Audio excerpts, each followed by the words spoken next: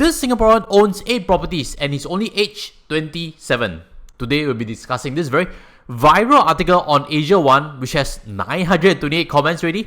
Let's discuss what's accurate and what's possibly not. So if you're curious to find out, continue watching on.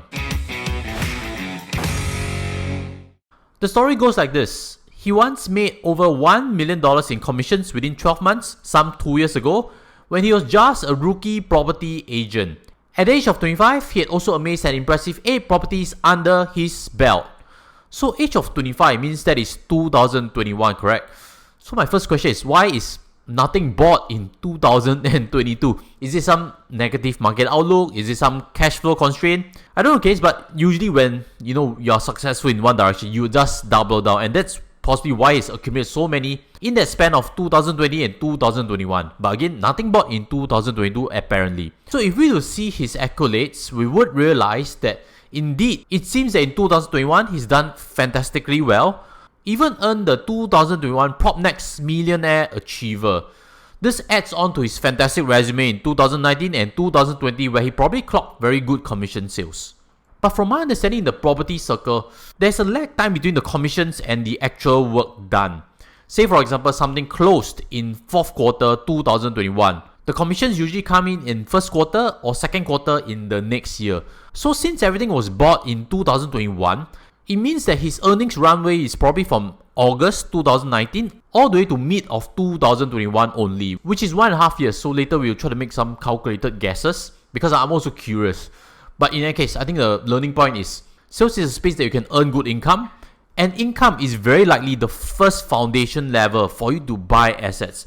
So if you're unable to buy assets, you need to find ways to build income. It's a much more grounded advice than looking for some get rich quick scheme. So back to the article itself. He's also shared his dad heeded the ill advice of an agent to purchase 2 private properties while they kept their HDB flat.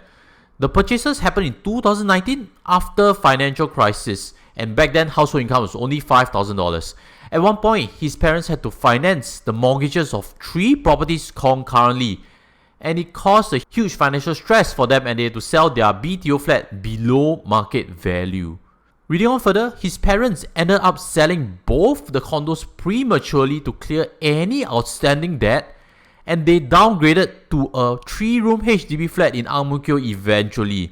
Quoting from the article, there was no one to advise them to rent out one of these condos to collect passive income, and it was left empty while they were busy with their lives. Really? No one to advise them to rent out the condo? I think that's quite unbelievable. At least the agent who sold them the properties will be very keen to earn the commissions from rental income, right? This is really quite hard to believe because why do you want to buy a condo if you're not intending to rent it? You have already a place, a home ready. So that's why I'm quite puzzled. But back to the story. If we were to round out the points, the parents sold away their BTO flat, sold away the 2 condos to clear off outstanding debt and downgraded to a 3-room flat. How likely is that in 2019 after global financial crisis? Because what we can see from the index is that property prices have already started to climb, and it is very unlikely for a negative sale or even an equity top-up caught by the banks. I haven't heard too many stories of that. And in any case, if there's financial stress, why not just sell one? Enough to tide through many months with that capital coming in, correct? Unless there is a bankruptcy situation, then maybe this story could fit because everything was repossessed. If not, to me the story seems incomplete. But it also reinforces, do not over leverage into properties. Bad situations can happen, cash flow can dry, and you do not want to fall into a situation whereby your properties get repossessed. To me, it's quite ironic also because later he mentioned don't over leverage. In REITs, we even look at debt equity ratio less than 50% and interest coverage ratio from a diversified tenant base.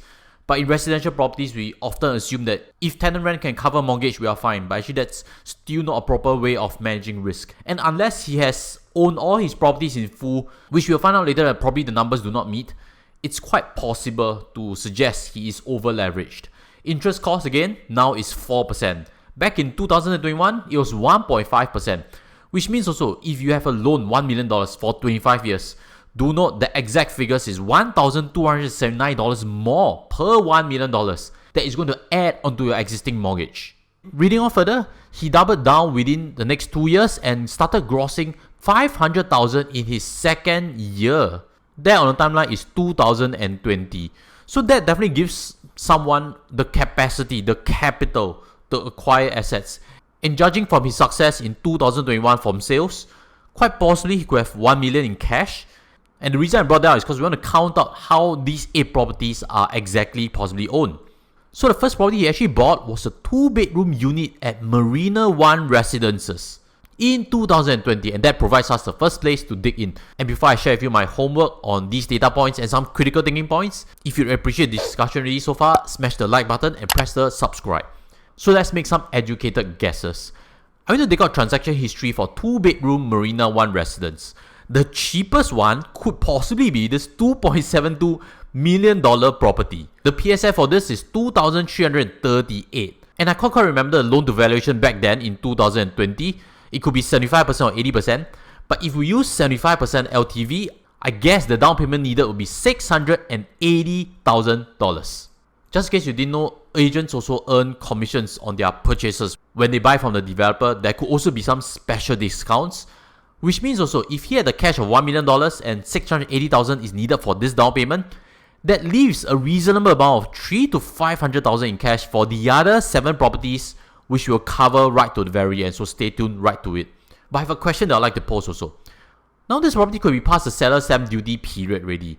Would he be keen to sell it? Because if we were to pull out the price transaction chart, we would see that Marina One Residences didn't appreciate that much, or quite possibly has even dropped in terms of PSF. Some latest transaction clocked a PSF of close to 2,200 only.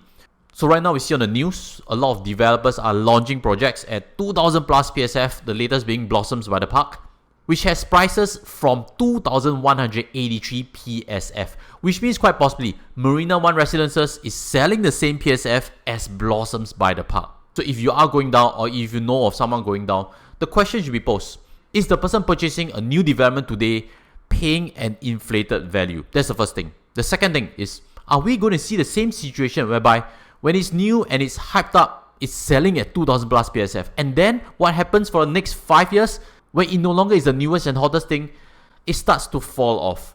Take note again, Marina One Residences TOP in 2017, so it's definitely not an old project by any measure. Reading on further, he's actually acquired 3 other commercial properties in quick succession, which he's holding right now and leasing for passive income. So he's bought commercial properties in succession in 2020, in 2021, how come there's nothing purchased in 2022?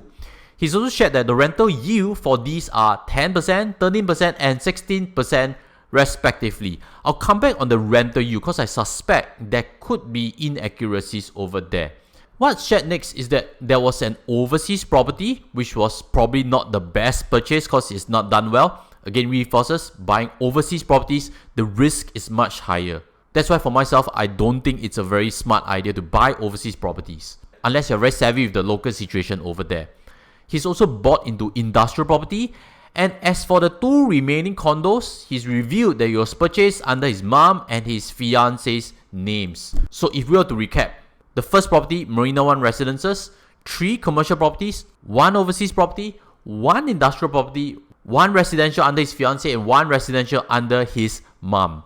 That's why the first and most viral comment is actually this: many of his properties were bought under different names, but obviously by him. Someone making such a comment would naturally assume that he's having a partial ownership of the property.